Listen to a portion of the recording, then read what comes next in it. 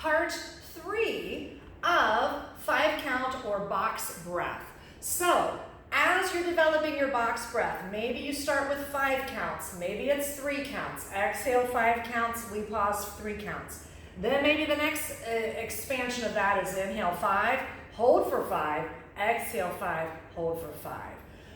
We want to gently, notice the key word, gently encourage the breath to lengthen. And if you've taken yoga and you realize the way you start breathing at the beginning of class is on its own accord, extended and slowed down with practice, focus, and intention, the breath will naturally slow down.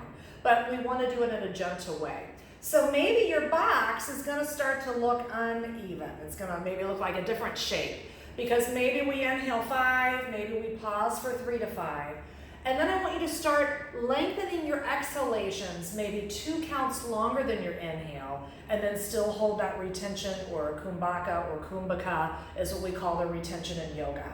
So there's a retention at the top of the breath and a retention at the bottom of the breath. And those retentions are like lifting weights for your lungs. And having the longer exhalation than your inhalation is also like lifting weights for your lungs, and it's very detoxifying to get out all that old stale air, mucus, anything that you've got going on. If you've got allergies, if you have had issues with pneumonia, emphysema, COPD, we want to loosen up all that junk and get it out of the body as best as possible. So enjoy your practice. And then when you find that you can get a longer exhale than your inhale, then maybe you can start inhaling for 6 or 7 or 8. Maybe you can pause for 5 counts. Maybe you can hold the breath out for 10. So as we start making our box a little uneven because our breath is deepening and growing, then the goal is, can I have my exhalation 2 to 5 counts longer than my inhalation?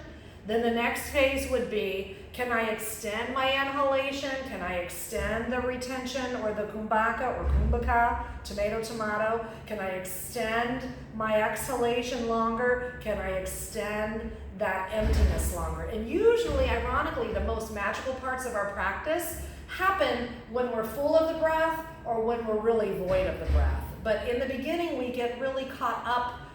It's like a fearful thing of being without the breath for too long, because in all fairness, it's a deep subconscious fear of death, and we just don't put 2 and 2 together. So if you find that you're struggling with breathing in your pranayama practices, aka the breathing aspects or exercises of yoga, know that in time, the more that you gently bring your mind into a calm state through the breath, eventually it will translate into life. And in moments where you're off this mat and life is crazy and chaotic, hopefully you'll start to remember to breathe, because when we shut down our breathing, we're in the limbic system.